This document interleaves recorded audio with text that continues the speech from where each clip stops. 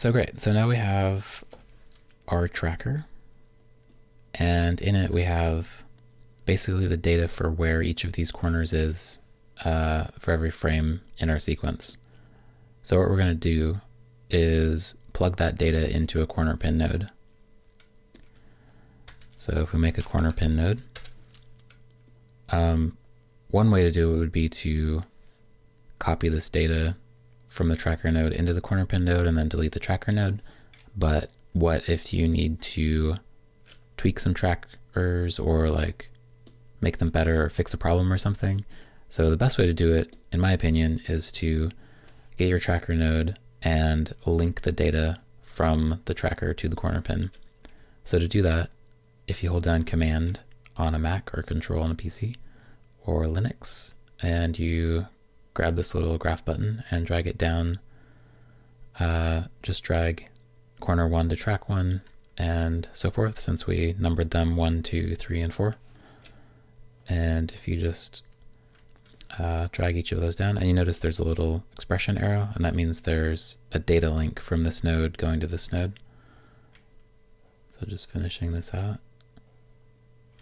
And it doesn't matter if our translation, rotate, and scale is turned on for these trackers. That only has any effect if you're using the transform option in the tracker node, which transforms the input.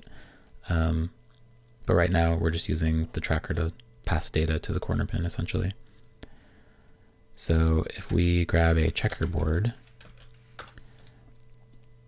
and make the resolution of this checkerboard the same as the screen of the phone, which is 480 wide by 800 tall. And we'll call this G2X, since that's the name of my phone. And plug this into the corner pin. I'm just going to hit Option E to hide expression links. And make sure our From tab in the corner pin is set to the input resolution. So now we have this checkerboard, which is in the same resolution as the phone screen. And what we want to do is put that over the top of our plate. So if we hit M,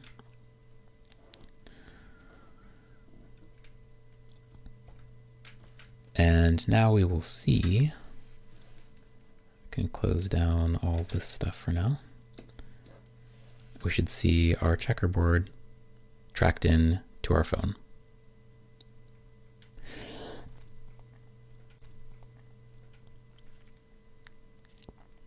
And we can turn on motion blur. So there's an interesting thing with the motion blur of the corner pin node and the transform node in Nuke. You would think that if you set this to 1 or 4, which is the highest you can go, you would start to see pleasing motion blur. But if you zoom in closely, well, I guess it's not doing it all that much right now. A lot of times you'll see like really bad aliasing, like you can kind of see it here. If you bring this down to 1 or less, you can see what it does. Sometimes this is worse than it's showing up right here at 4. And in these circumstances, you can actually increase this more. Like sometimes I'll go up to 15 or even 20. And if you just adjust it up until you stop seeing the dithering pattern, that's good. And then most digital cameras need to be set to centered for the shutter offset, because if it's set to start, you can see that it's actually not offset correctly. So if you set this to centered, that's usually what it's supposed to be, to line up properly. Okay, but for now I'm just gonna set this to a really low quality so it's faster. To do the key for this, I'm sort of gonna start in a different branch, and which keyer you use is sort of determined by experience. Once you use them in a bunch of different circumstances for a long time, you'll start to know like what keyer is good at what and what keyer is not. So the challenge is probably going to be extracting this finger amidst all of this other crap. My first inclination would probably be to try key light, but let's try Primat first and see how it works. So I'm just going to select a background color and we'll output unpremultiplied and look at the alpha.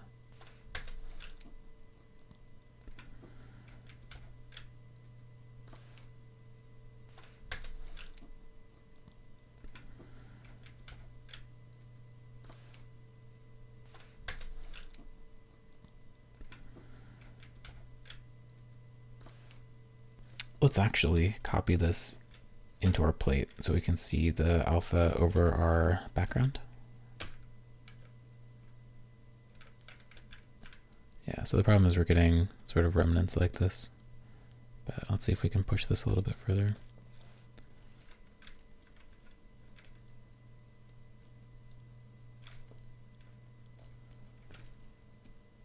So not great. Let's see if we can get rid of some of this foreground noise without removing our semi-transparent areas.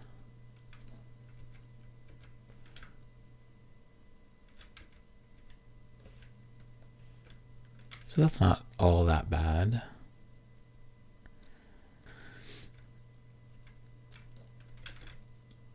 So let's see, I'm just going to make a backdrop node with my preset backdrop Python script available on Nukepedia. And we're just going to call this key. Yeah. So that's our primat. Let's see what our key light can do for us. Oops. So many inputs.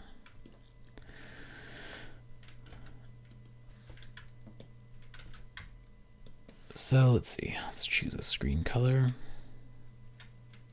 Holding Command Alt Shift will sample the input, not the node, so you don't get the crazy pulsating. And I'm just going to view intermediate result, so we just see the alpha over our plate. And already that's looking better, maybe.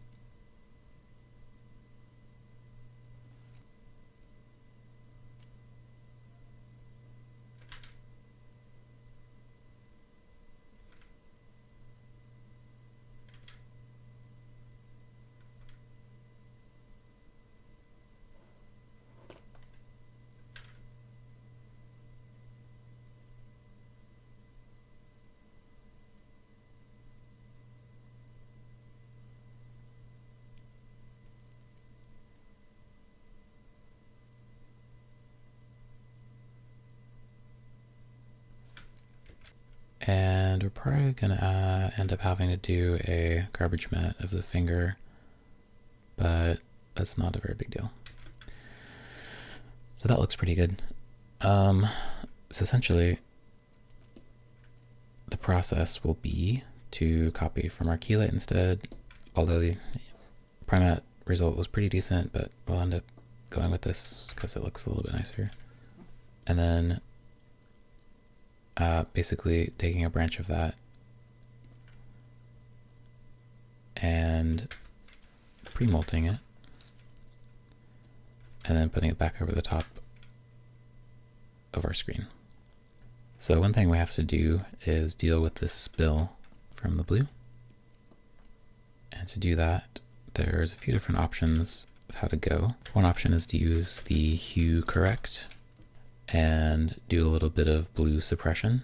Let's see, let's close out our other nodes so we don't mess up our key. If you select an area here, you can see where that is on the color graph. And if you pull this down, you can see this just sort of suppresses blue. Usually don't want to take it too far because you start to get sort of color artifacting. And obviously it's pushing the background pretty far in a direction we don't want. So that's still hitting our background, but we can mask this off with the matte that we're getting out of our corner pin. In addition to doing a blue suppress, you can also desaturate that hue. So that's not too bad. We are getting a bit of color artifacting here around in the skin tones though, and this is often a problem with the hue correct. And you can tweak it a bit more, but it's hitting our background pretty hard. So I'm going to explore a different option, which is to use sort of a different method of removing spill or screen color, which is by substituting channels for each other. And there's a few different gizmos that sort of automate this process. And one is the Pixel Fudger Kill Spill. These are gizmos that you can download for Nuke. But a more powerful one is the Luma Pictures LD Spill, and that's what I'm going to use. So if we connect up our foreground, and you often do have to tweak the values quite a bit in this gizmo, but I'll show you. So if we change our screen color to blue, if we tweak all of these values, watch as I tweak them. So shifting the fine tune higher preserves more of the background color. So that's affecting pretty much just the screen hue. And then if you switch over to Spill Replace and adjust something crazy, you can see that this spill is sort of, this despill operation is sort of happening in this area that changes. So if you go to Spill Matte, or if you look at the alpha channel from the output of the gizmo, you can see that this is the matte that it's using to do the despill. So if you adjust this to try to localize the matte to just the screen area more, this will give us a better result. So now obviously this crazy correction that we did is not what we want. So we set this back to 0, then we can kill the saturation of the screen. And if you look closely, there's still some weird color issues on the fingers and the skin tones over here. So let's see what we can do to fix that. So if we push this a little less far, it's a little less crazy. So, I mean, it's not bad. It's not perfect, but it's not bad compared to our hue correct, which is hitting the background pretty hard and sort of leaving a lot of pinkish weird issues on the skin tones. It's working pretty well. So our plate is now despilled. So there's no blue. So when we put this screen over the top of everything and then our finger back over the top, there's no blue spill to be noticed, which is great.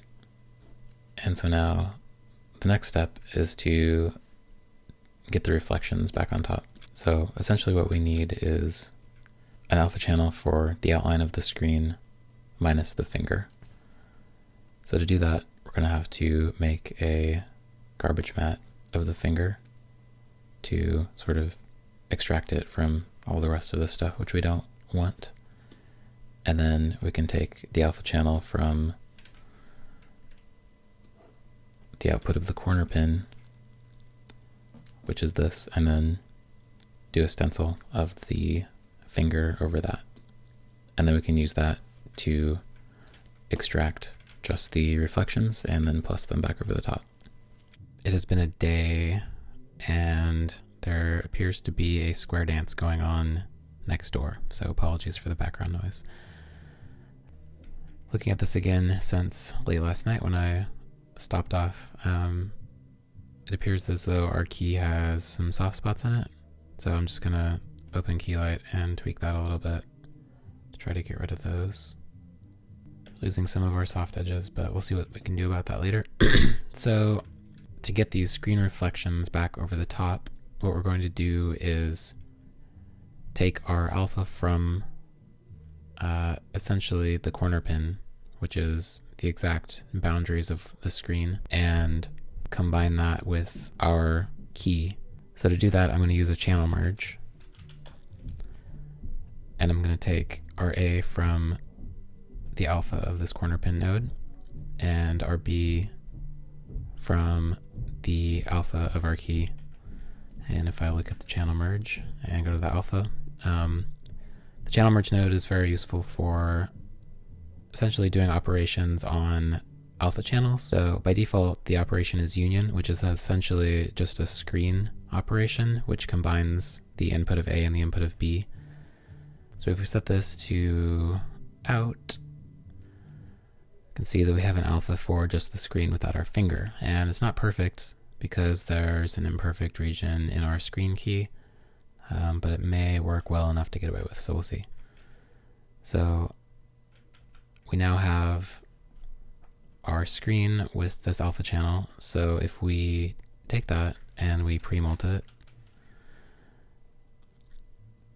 we now have our screen. And so what we can do is take that and then plus it back over the top of our plate. So if we do a plus merge, we can see that now our screen has reflections back over the top. And this helps quite a bit with making it look real, obviously. You can see that the edges of our finger are getting a little bit messed up, but we can adjust that if we put in a road on the alpha channel that's defining where our finger is. So if we tweak this a little bit, we can try to improve that edge. So there's actually probably a better way of doing this. I just noticed that, our edges are pretty hard since we cranked up the settings on that key light to try to get rid of some of the areas that are dark in our finger. So here's another technique that we can do. So if we look at the alpha channel for this key light and bring our clip white back to 1 where it was, and what we can do is create a core matte and an edge matte. So what we'll do is we'll separate this key light and make a copy of it. And in this version of the key light, we'll clip it pretty hard so that we're getting rid of all of this semi-transparent areas in the matte. And then what we'll do is we'll put in a road after it and then erode it in maybe 4 pixels. And then we can do a channel merge between these two, and the default union will basically copy the core matte in all of this inside area where it's not eroded, and the outside will still be our soft edge matte. So if we switch between this core matte and our original, we can see that the edges are pretty much the same while we're getting rid of all of this stuff we don't want. And we can tweak the erode if we need to try to preserve some edge detail, but that looks pretty good. Okay, so one thing we obviously need is a screen. So I went ahead and animated some UI content for this phone, just sort of matching the motion of the finger. So if we just take a quick look at this,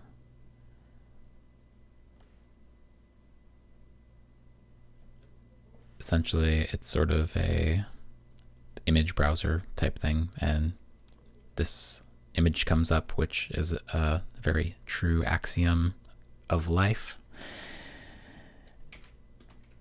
So since it's the same resolution, we can just swap this out with our checkerboard, and we should see our screen in the phone with our reflections on top. Obviously the grading is quite a bit off, because as you can tell, this is extremely black. And one thing that I did is I actually shot some reference of what the screen looks like with the screen actually on, so that we can get an idea of what it would look like. This is a strange Russian TV test pattern that I found. So I'm just going to go through here and find some good frames to use for reference.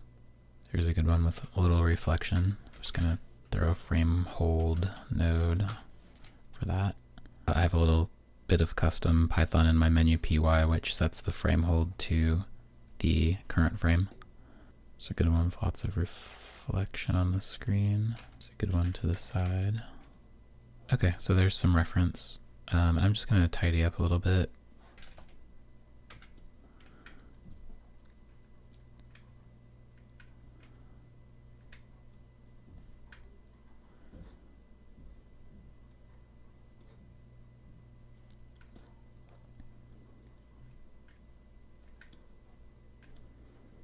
Okay, so one thing that is obvious is that this is stuck on the last frame, so we actually need to offset the animation of the screen to match the in frame. So I'm just going to throw a time offset node in here, and 115 will offset the animation 115 frames forward. Note that if you offset a read node in the same way, it's actually the opposite. So we could do it this way too. If we set the frame to offset and did minus 115 and disabled the time offset node, it would be the same. They're just opposite of each other. So here's the animation as it is. It's a little janky, but it'll work. So I'm definitely noticing that our edges are a little funky. You can tell that there's sort of a black outline around our finger. This is actually hurting us, so I'm gonna just remove this entirely for the moment, because we're plussing the reflections back over the edge, and that's brightening it up a little bit, which is helping us. So let's see how far we are off from our reference. So it looks like black is right around 0.05, and here our black is 0.045, so we're pretty close. It's a little bit red. So let's see, we'll throw a grade node onto our screen, and we'll just offset our blacks up a little bit so we get up to around 0.05. So it's just a subtle lift. We are running into some aliasing because the screen is scaled up a bit, but it needs to be a lot blurrier than it is anyway, so we're going to do that. So I'm just going to add a soften node after the corner pin. And this is sort of the opposite of a sharpen, and it just helps defocus without defocusing. Let's see how that looks on a non-motion blurred frame.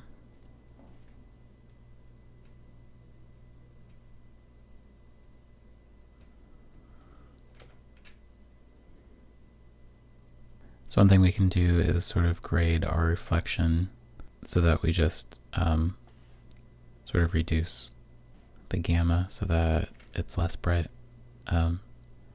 because some of this luminance of the reflected screen that we're getting is caused by it being illuminated in the first place, and to get a perfect reflection we'd want to remove that illumination and just add back what the reflection is. So this is probably changing our black point again. Yes, we're down at 0.02. So let's offset this up a bit more.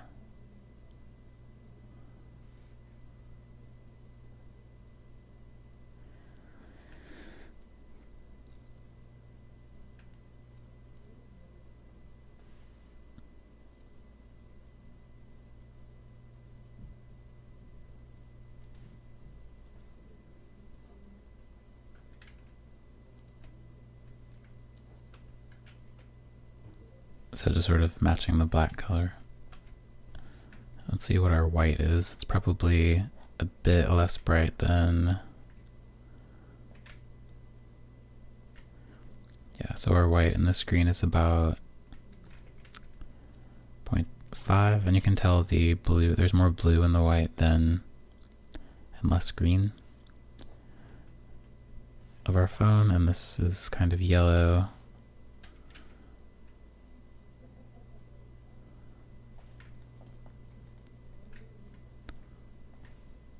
And way too bright. So let's come in here and adjust our multiply on the screen of the phone. And we'll just bring our value down quite a lot.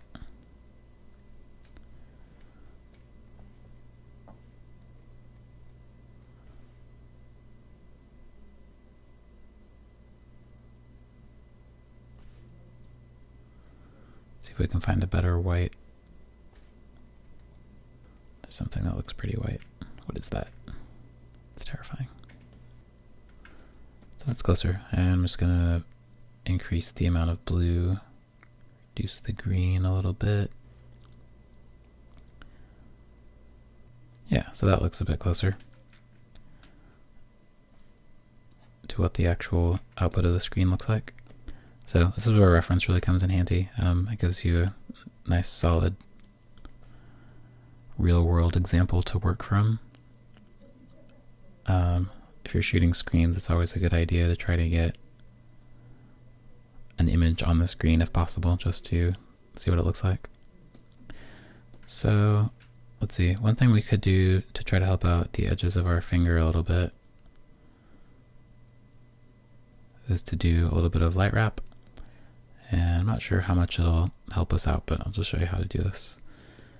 So if we bring in a light wrap node, the A input is your foreground and the B input is your background. So the foreground in this case is our finger. So we can use the finger from over here with the pre-multed input. And then our background will be the actual screen. So usually the way I like to work with light wrap nodes is to generate the wrap only, and then you can really see what you're getting. And of course we're getting light wrap from the reflection over here because our alpha has all of this junk in it. So let's see, so wrap only. And then you can take that and then plus that back over your background.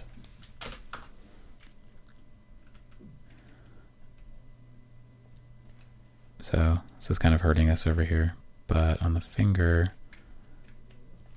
you know, it's good not to take light wrap too far, but it can just sort of help fill in edges that are having trouble integrating.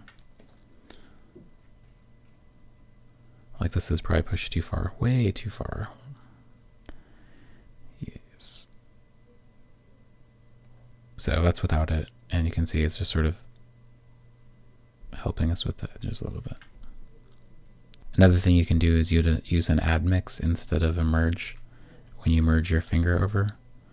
That can also help with edge problems like this. So if we added an add mix node with Shift A and swapped that out, it sort of gives you a lookup for your A and your B side.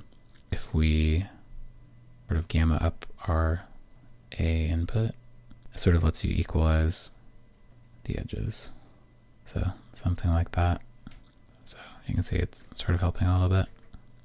So I'll stick with that add mix and go back here and probably bring back the layer up a little bit. Somewhere in there perhaps.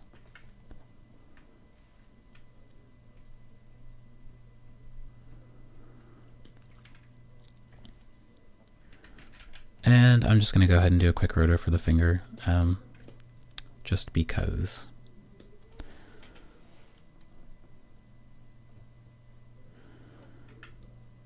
So let's see.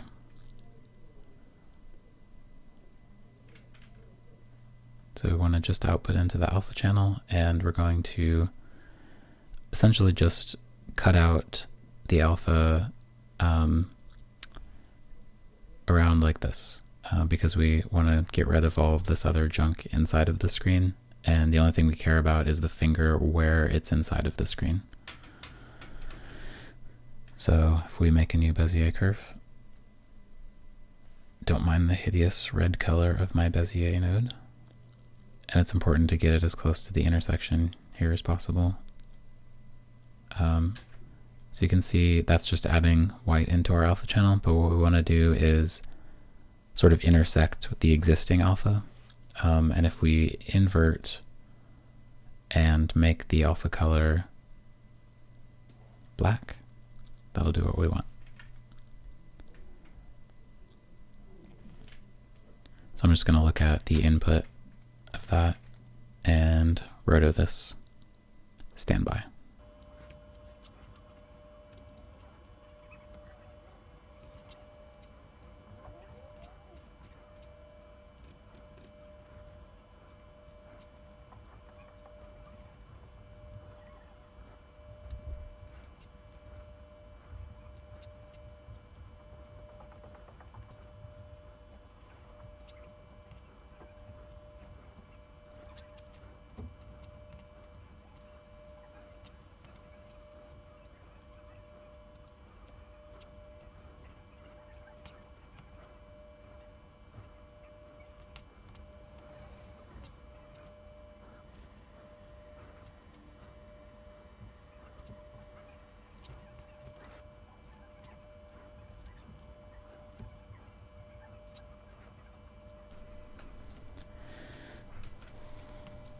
I would be a lot more careful if this were actually an articulate roto and not a garbage mat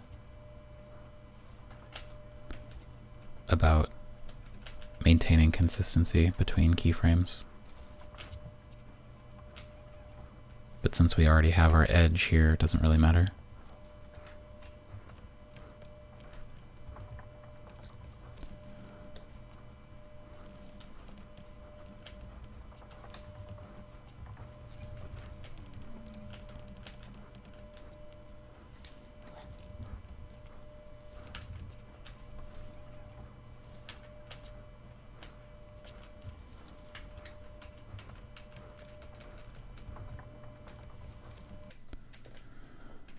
Okay, and now when we do our light wrap, we're just affecting our finger and not anything else.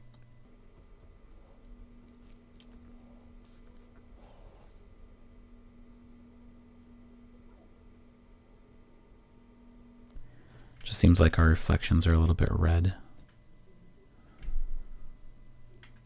Might just be a weird perceptual thing, but I'm going to go ahead and reduce the red in here a little bit. See how that compares. 41, 48, 51. Yeah, indeed my eye is correct. So there's less red than green and blue. There's actually more green in the blacks and less blue. So there might be too much blue here in our reflection.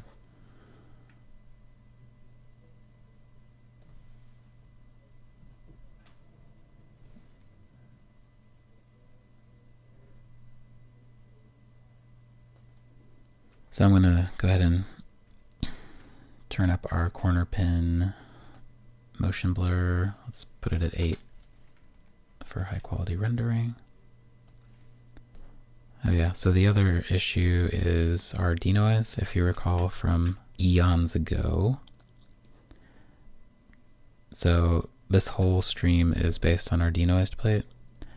So what I'm going to do is actually feed the denoised plate only into our key, since our track is already done, and then I'm just going to bring our original noisy plate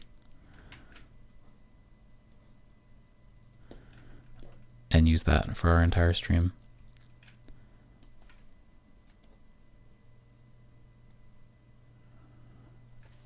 And now if we look, we can see a fair quantity of noise.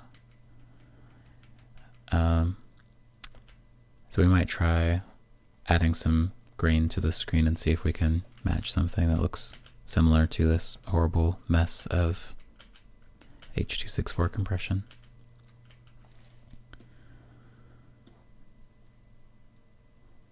So noise and blurring and everything should always be added after the corner pin node, because you don't want the amount of blur or the amount of noise to be affected by where the corner pin is in the frame. Like if you imagine you had a screen very far away and it came closer to camera, if you had a blur before your corner pin, it would be less blurry here and more blurry here. But if you do it after the corner pin, it's relative to the entire scene. And so the blur or grain size will be constant. So that's why you put that after the corner pin node. So if we add a grain node, so I'm going to use a gizmo called grain_CB, which is available on Nukepedia.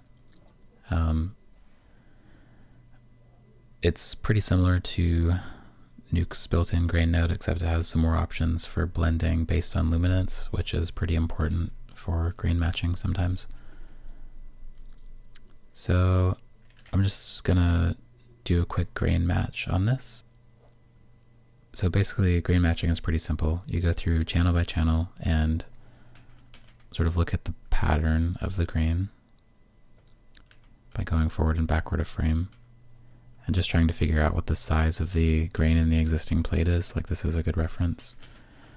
And sort of how intense it is. So right now our grain is way too small. So I'm just going to go in here to the size of red and increase that. And our irregularity could probably be greater, and our intensity is a little high, I think. So we can bring that back.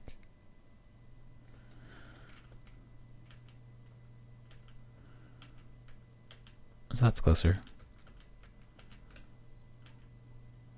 So I'm just going to go to the green channel. So the intensity of this is less, but the size is about the same, maybe a little smaller. So let's make that 5. Bring the irregularity all the way, mostly all the way up. And bring the intensity down. Maybe in there somewhere. Oops. Hey now.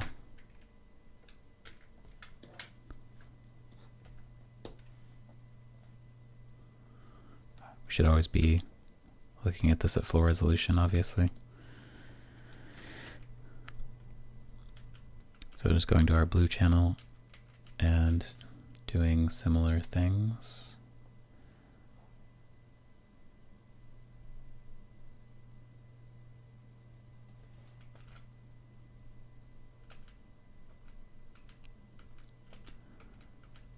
So it's still a little too intense, I think.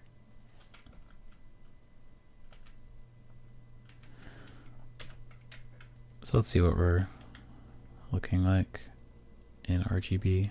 Make sure we're not crazy.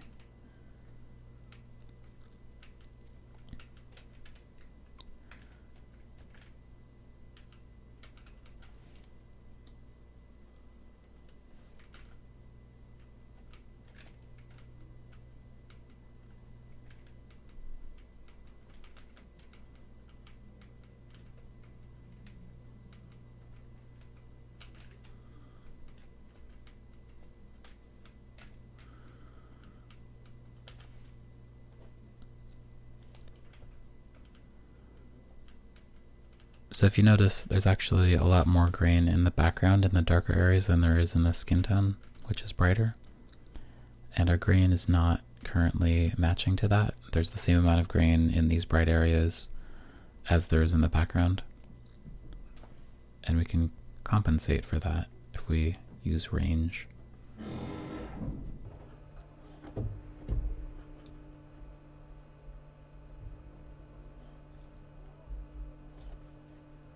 So if we put an inverse curve on the range lookup, you can see it's sort of reducing the amount of noise in the brighter areas. Just helping us out a little bit. Maybe bring it back a little bit more.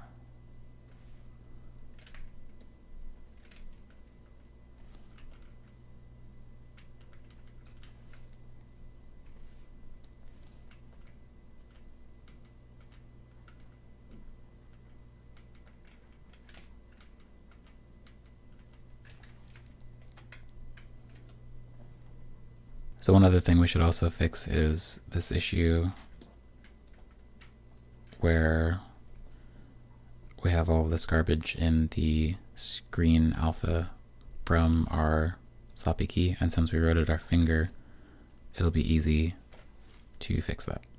So if we do a channel merge with our roto, essentially we want to cut out everything but the finger again. So if we do an inside, and actually this should probably be feathered in a little bit too, so we'll do a smooth 0 feather of -25 or so, just to sort of smooth that out a little bit. Maybe not quite that much. Maybe they're -14. So now when we merge our screen alpha in, if we gamma down, there's no issues at all. So that should, in theory, help us out a little bit with the reflections. So one thing you do have to be careful with about using the add mix node is if you have a sort of disconnected piece that's being add mixed back over the plate, and that's a continuous piece, you can run into artifacts like this where you get an outline. And that's happening since we cut out the finger with the roto. So I'm actually gonna, one way to do that would be to, hold out the alpha of the screen with this finger mat, and that way just cut out the other areas of the screen and leave the rest of the alpha alone. But I'm just going to go back to using the over node because the key mix isn't really helping us that much anyway. Okay, and now to render this out and see what it looks like.